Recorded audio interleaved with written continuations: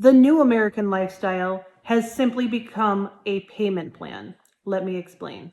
I don't think I'm the only one who has noticed that the American dream has changed over the past few decades. It has changed in a lot of ways, but it has especially crept into our everyday lifestyle, and that is what I'd like to talk about today. For the past few decades, we have been sold the idea that we need to have a bigger house, a newer car, and lots of upgrades in order to prove that we have become successful. But here's the side of that no one ever talks about. The more we buy, the more we owe, and the more we need to work.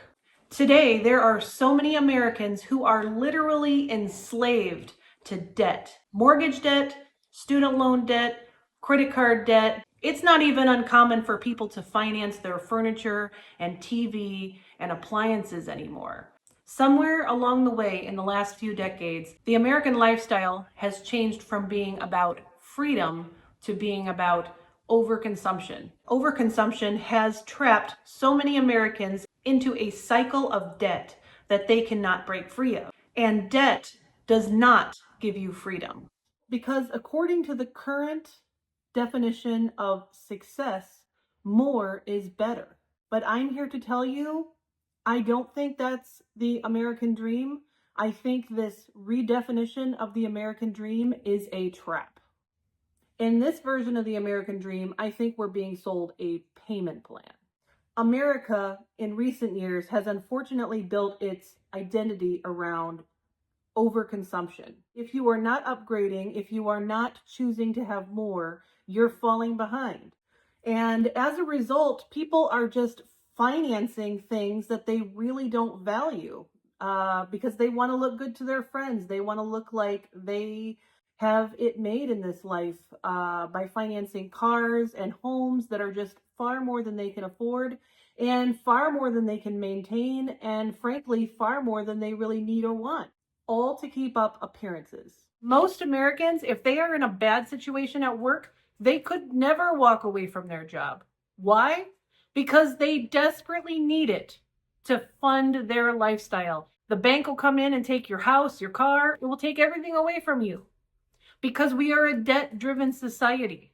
Because of the excessive amounts of debt that they're in, have no control over their life. And that is not a good feeling. And employers know this. They know that most people cannot just get up and walk away from a poor situation. So who wins in this situation? It is not the average American.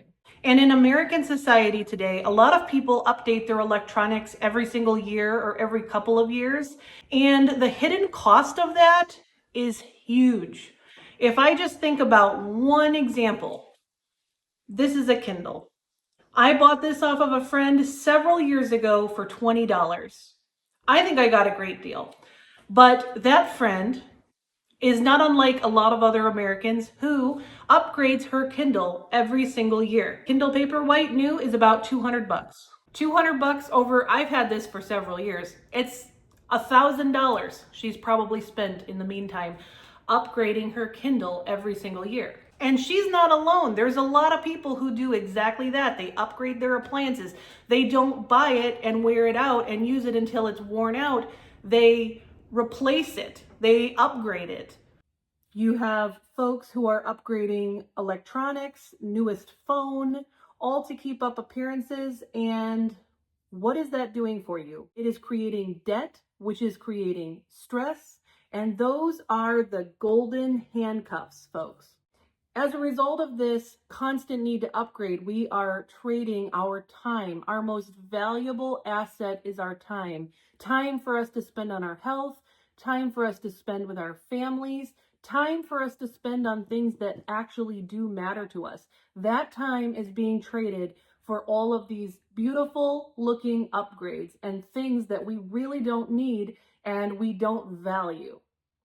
Because the reality is, society is telling us where we should place our value.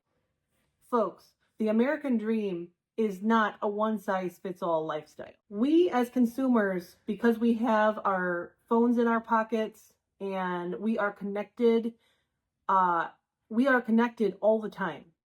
And we are being marketed to all the time with companies getting richer off of telling us that we need more. We always need more. And the crazy thing is that this trend of overconsumption has only really started recently. And I am uniquely positioned to see this shift that we are experiencing right now because when I was growing up, I had 12 grandparents. Yes, you heard that right. I had more grandparents than I have fingers on my hands. And you're probably wondering, how in the world is that even possible? Well, let me break it down for you. I had 4 step grandparents. And then out of my regular grandparents, I had 3 regular grandparents that I knew in my lifetime. So that is 7. And then I also knew my great great grandmother. She lived to be well over 100, almost 105, and I was old enough to know her pretty well. So that is 8. And then I also had another 4 great grandparents, and I knew them very, very well. So I was basically raised by a lot of the older generation. And so I could see clearly. For instance, my dad's mother had a lot to do with raising me.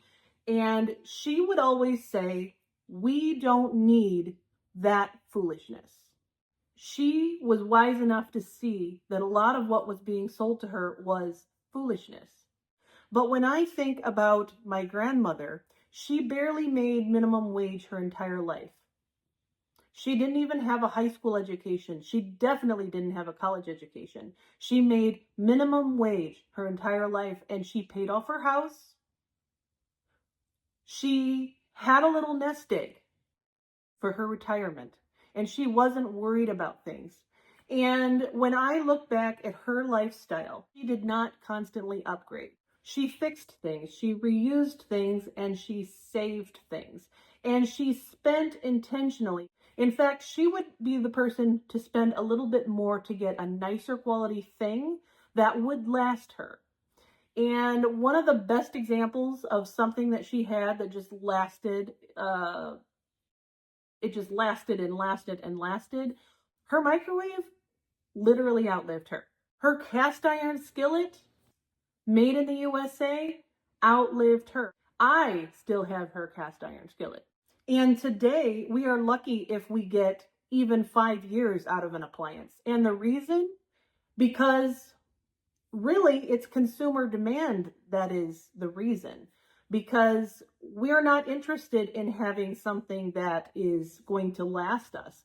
Most consumers are interested in something that looks appealing, so so the current consumer mindset is replace, replace, replace.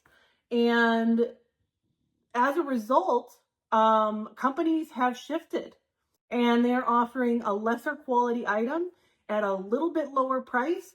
And overall, over time, you are overpaying for garbage. Things are no longer built to last. They are built to be replaced. And that is costing you money. And not only is it costing you money, it's also costing our environment because there are more items ending up in the landfill as people look to upgrade all the time. And companies are so happy because rather than selling you one item in, say, 20 years, now they're selling you one item every couple of years, every 2 years, 3 years, 5 years. And as a society, we've just become accustomed to things just breaking down on us. In fact, look at the warranty situation. In order to guarantee that your refrigerator is going to last like 3 to 5 years, you need to pay for an extended warranty. To me, this is just insane. Okay, I feel like as a consumer, if I can't be guaranteed that my refrigerator is going to run for at least 3 to 5 years, I've been ripped off. So this new version of success really doesn't look like success to me. It looks like waste, it looks like additional cost, and it looks like environmental damage. This version of success is not making us freer. It is making us busier and much more stressed out, and even more dependent on our income. So as the consumer, it is actually our job to make the shift. Because companies will listen, because if we are no longer buying their nonsense, they're going to have to pivot. And as a consumer, the first place that we need to focus on is priorities. Our priorities, not the priorities that are being sold to us in advertising, but our actual priorities. I need to ask myself, what do I want? What do I want in life? Not what Instagram influencers want, not what your coworkers want, not what your friends want, not even what your extended family wants. What do I want? What do I and the people who live under my roof, me, my spouse, my children, what do we want as a family? Because guess what, folks? Nobody else has a say in what you want. Everyone wants different things, and that's perfectly okay. That's the way that life was intended to be. We are intended to be individuals. We have lost our individuality because we are now being sold to as to what it is that successful life looks like. And it's not the same for everybody. We are being sold this idea that everyone is watching us, that the kind of car we drive, the kind of house we live in, everybody cares. Newsflash. Nobody cares. It's our life. We're the only ones who care about our life. So we have to define what it is that we want. Do I want a smaller house with less cleaning and less expenses and more flexibility? And that home can be paid off and I have less stress? Or do we need a big house with lots of stuff that we never use? Because simplifying our lifestyle will allow us to retire sooner, or perhaps semi-retire sooner, work part-time, travel, instead of being bogged down by debt and stress. And furthermore, one huge misconception about frugal living is that frugal living is about deprivation, and that is not at all the case. Frugal living is simply you defining your definition of success and funding that. Frugal living means spending with intention, and spending intentionally just means cutting out what doesn't matter to you. It is simply a way to buy back your time and your life and your freedom. That is the American dream. Because when your expenses drop, your freedom increases, and you no longer have to work for 40 years to finally rest and enjoy your life. Okay, correction. It's probably 50 years. The power to change your own life is truly in your hands, and it's a matter of those everyday decisions to cut your expenses where they don't matter to you. As a consumer, the power, it really is in your hands because companies cannot sell you what you refuse to buy. It's that simple. If people are saying, I don't want garbage that I have to replace in 2 to 3 years, I want durability, I want fewer, better things, companies will have no choice but to adjust. The market will adjust with you, but it does start with the consumer. Every single day, every dollar that you spend is a vote. So if you are tired of chasing more and you are just looking to chase enough for your life, then you need to define your own version of success and spend toward that vision and ignore the rest of the noise. Because the moment that you stop living someone else's dream, you can finally start to live your dream. So once you adjust your lifestyle to look like your own vision, you will increase your freedom. And that is the American dream.